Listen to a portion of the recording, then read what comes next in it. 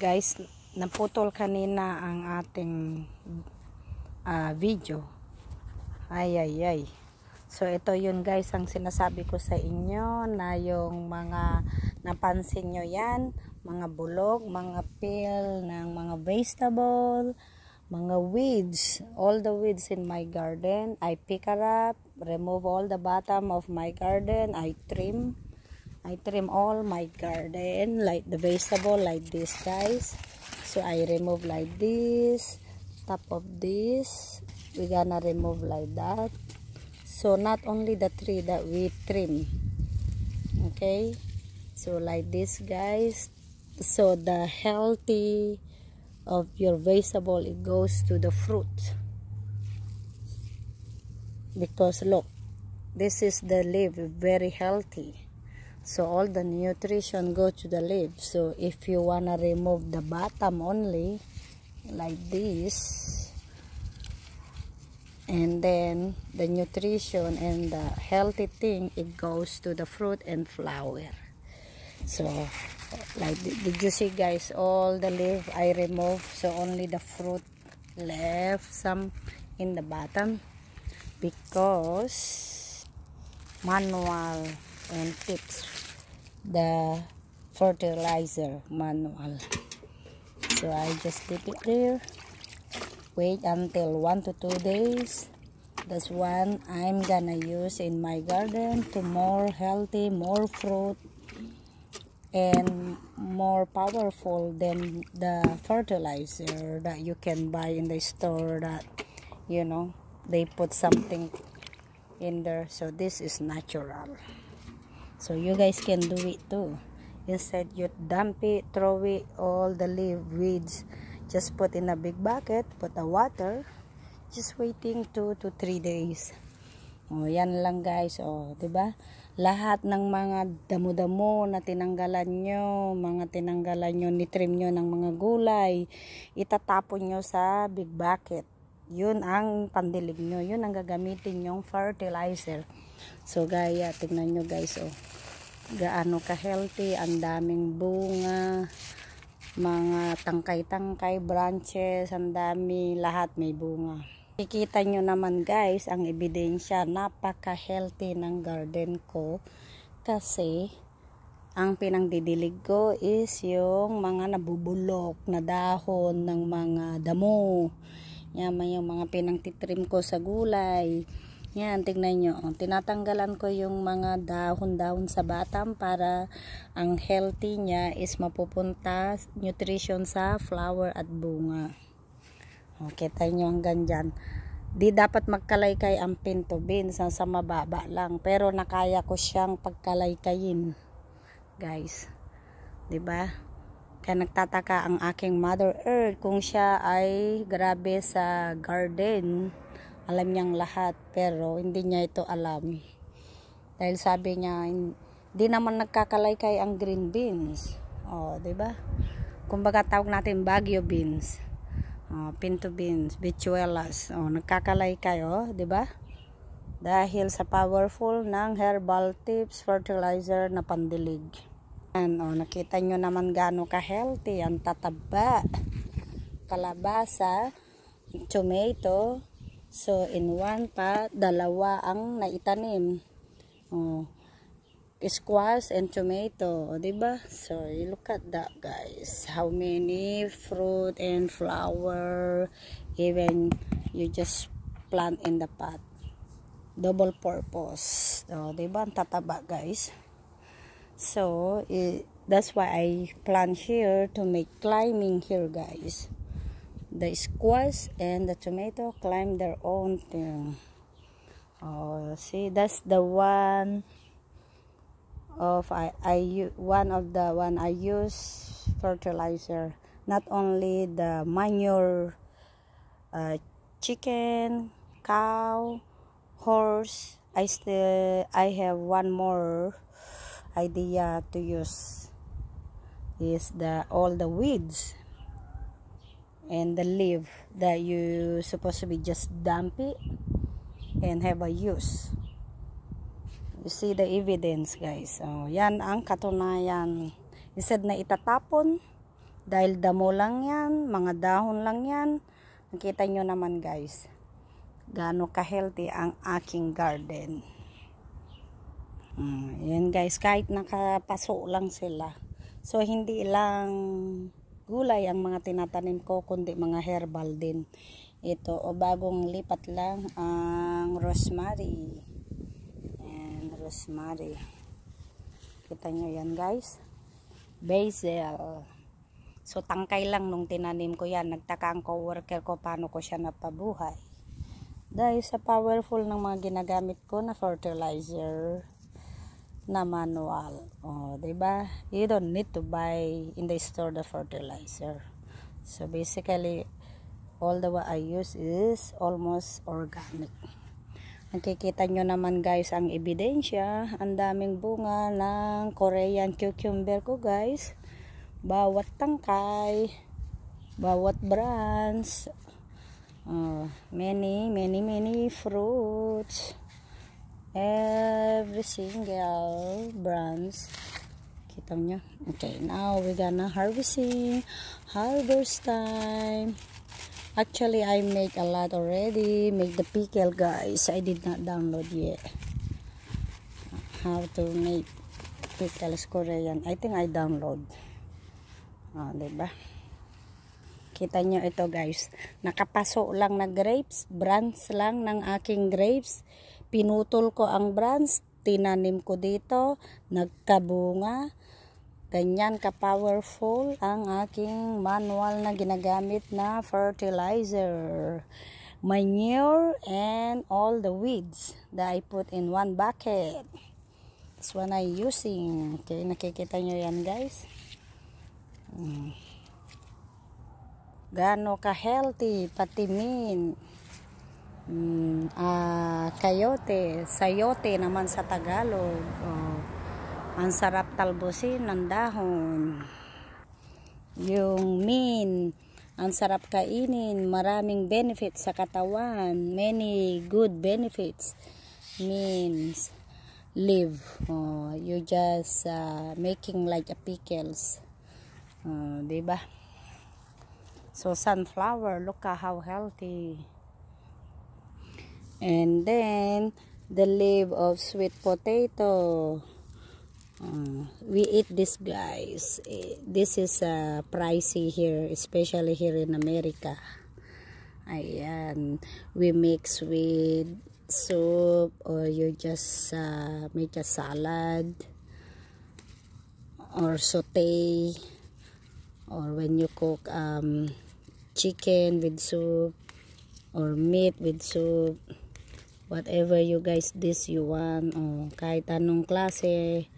Dito ba ang paborito namin mga Pinoy, monggo. Ayan, napaka-healthy. Dito mo makikita na natural. We're not using any pesticide because of that bugs or whatever. See? Means I'm not using pesticides. So this is real organic. Yan guys. Pesticide, using pesticide in your vegetable is not good. So rather I like better to eat like this because it's organic. I'm not using any pesticide. See, this is safe. Just remove like this and wash it. Yan ganyan siya guys, katataba ng aking mga kamote, talbos ng kamote. Ang mahal-mahal dito guys. Yan, mahal ng per pound nito guys pag nandito ka sa Amerika. Ang hirap pa naman magpabuhay. Ilan buwan lang ang summer namin, 3 months, halos minsan hindi pa 3 months. So this is the effect of you're using fertilizer from the cow manure. Many fruit, many flower. Ayan guys, many fruit, eggplant. Napakahaba, Japanese eggplant. Different eggplant. I don't know what kind of eggplant of this. Very healthy. Hindi ko alam kung anong klaseng eggplant yan guys. Ang daming bunga. Ayun so you can tell it's a organic because something in the hole. If they selling in the store, they said organic and nothing like this rush. Don't believe. Yan ang organic. Yan totoong organic. Yan. So magugulay ako guys with inihaw na isda. Gisahog. So ayan guys, everywhere ang bunga. Ayan, napakadami ng bunga guys. Diba? Yan, still we're in my Korean cucumber. Ayan naman guys, ang bunga ng pinto beans. Kakaiba siya. May gari-gari, guhit-guhit, purple-purple ang ano niya guys. So, ganyan ang pinto beans compared to the green beans guys. Napakalinamnam nito guys. Kung yung butuelas ay malinamnam, ganon din kalinamnam itong bunga niya guys. If the pinto beans, when you cook baked beans, chili beans, very good. That's the fruit too, very good compared to the green beans. Ayan siya guys, ang dami, nagkakalaykayan. Diba? Ang dami, palibot yan guys. Ayan, nagkakalaykayan sila guys. Kita nyo yan guys. Ayan. So, everywhere na siya guys. Nagwa-wild na sila. Kakalaykay na sila. So, dito mo makikita, very powerful ang ginagamit kong fertilizer na manual. From the weeds, from the leaf of this, the I trim, and manure. Kita nyo naman guys ang ebidensya. Ang daming bunga. Tignan nyo guys, grabe. Ang daming bunga guys. Di napapakinabangan ko na ang aking garden. No need to buy in the store, and I know I'm safe because I'm not using pesticide. Diba? Alam kong safety ako at di ginagamitan ng pesticide ang aking garden. Nakita nyo naman guys, gaano kadami ang bunga. Nalagang hindi na sila mapipigilan guys. Napakarami ng bunga guys. Everywhere. And then nakita nyo naman na napaka-impossible ang green beans. Ang pinto beans is nagkakalaykay. Diba? Na dapat nasa steady lang yan sa level.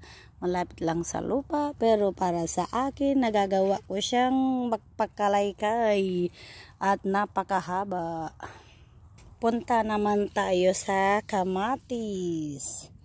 Ayan. Halos wala kang makitang dahon. Nakatali siya guys. Diba sa dami ng bunga. Natumba na guys. Daming bunga. Grabe. Pero ang Pinoy kalabasa, ito Pinoy kalabasa, ang hirap magpabuhay. Wala pa akong nakikitang bunga. Update ko kayo guys pag may bunga na.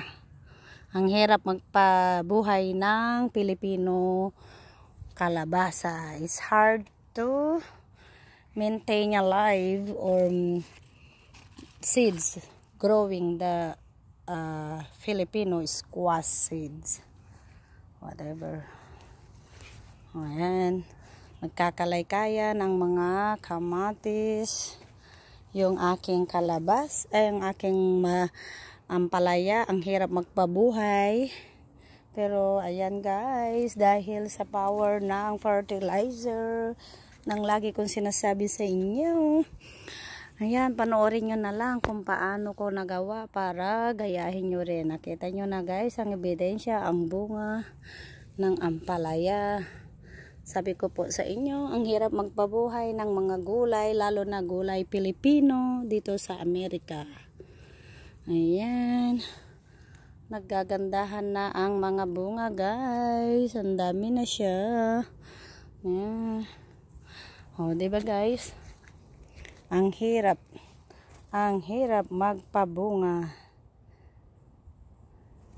Diba? Ang tataba pa ng dahon guys, grabe. Parang malaki pa sa kamay ko ang lapad sa taba. So healthy, so big than in my palm. Grabe. Ang dami guys, oh, 'di ba? So yan oh. Yan ang kabuhan ng munting aking Garden of Eden. Oh, 'di ba? Punta naman tayo sa sili. Puntahan naman natin ang sili na pang pinakbet. Eka nga nila. Ayan, ang haba-haba, grabe. Ay, ewan. Parang kahit ako, hindi ako makapaniwala sa haba ng mga bunga ng aking sili dahil sa ginagamit kong manual fertilizer. Ayan guys, ito habanero, ito pang pinakbet. Grabe, ang daming bunga. Super. Ay, ay, ay. Ayan. Ang dami-daming bunga guys. Grabe. Oh. Super, super. Ang daming bunga.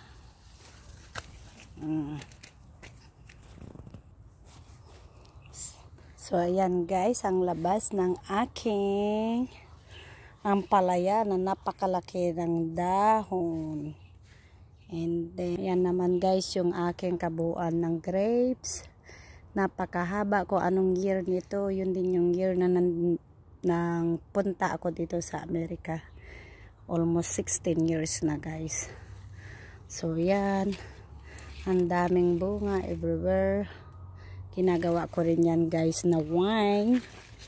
Para hindi na ako bibili ng sarili kong wine. Meron akong sariling wine. Oh, diba? Yan, ang dami-dami bunga. So, hanggang doon, guys, ang daming bunga. Ayan siya, guys, ang dami. Everywhere. So, ito din, nakalimutan ko na naman pangalan nito. Yung persimmon, napakadami ng bunga. Ayan. Ang liit lang nito nung binili ko, guys, $50. Online pa siya, guys, wala sa store. So, yan. Ito yung labas ng pinto beans. Yan, daming bunga, hindi na mapipigilan. Dami, kalaykayan na sila. At ito na rin ang resulta ng pinagtaniman ko na paso, na flower, na hindi na pakinabang dahil namatay ang flower. Pero meron pa palang pakinabang. Ayan, kamatis sa baba, sibuyas sa taas. So, diba, napakagaling na idea. Ayan guys, so wag nyong itapon ang iyong paso. Natapos ninyo nang nagamit o namatay na ang flower nyo. So, yan, nagkabunga na. So, I guess this is cherry tomato. This one is a big flower, so that's burger tomato. Ayan, ito yung matapang na onion na galing pang whatever Pakistan da. Na 22.18.99 a pound. Napakatapang na sibuyas. Yan ang gusto kong itanim. So, yan siya guys. Ang lago nila kahit sa paso lang. And double purpose na naman. Okay. Ito din guys, yung green beans. Kahit sa paso lang, ayan na naman. May bunga pa rin guys. Yung manok ko, ang ingay. Sabi nga ng matatanda, pag maingay daw ang manok, kaiitlog. Huwag ka maingay dyan kay nagbibideo ako. Ayan. O, yan, no? So, yung mais ko rin, guys, strawberry din ako. Ito din guys, so goji berry. Sinong nakakaalam sa goji berry? It's proven guys. Kumain ka lang ng maliit, napakalakas mo. Ay, grabe. Hindi maganda. Lalo na pag may menstruation ka, kainin mo. Ito ang ganda guys. Ayan, ang mais ko kahit nasa paso lang siya guys. Kita nyo naman, parang ang haba, matambok ang bunga. Kita nyo guys, hopefully hindi bungi dahil pinakita ko na sa inyo na yung petals niya ilalagay nyo dyan para hindi magkabungi. Nakita nyo, ayan nilagay ko.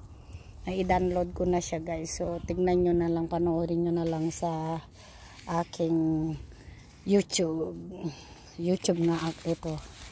So panoorin nyo na lang guys kung paano ko siya ginawa. Ayan, yan yung kanyang bulaklak. So diba, kahit sa paso lang kikita nyo naman kayo, ang haba-haba ng bunga. O diba, so hindi hadlang maliit na taniman. Yan, pinandidilig ko rin yan, yung binabad na weeds, mga dahon-dahon. Yan. Ayan, everywhere. Oh, tinanim ko, nasa labas na ako guys. So yan, nagkakalaykay pa rin ang green bean, snow peas, whatever the name. Ayan. O, diba? Mahal-mahal dito ito. Kasi nilalagay nila sa pansit.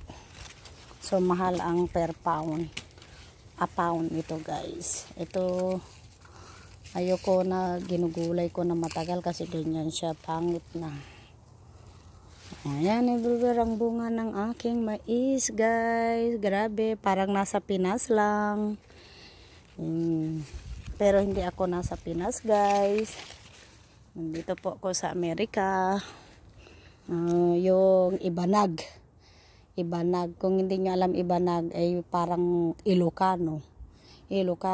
Ibanag na nagpunta sa Amerika, hindi hadlang kung maliit man ang iyong lupain.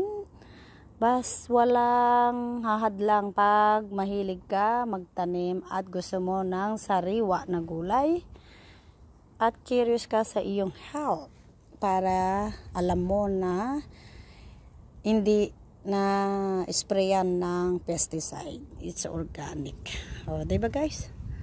O, ayan. O, ayan guys, ang ating kabuuan ng ating video o tour for today.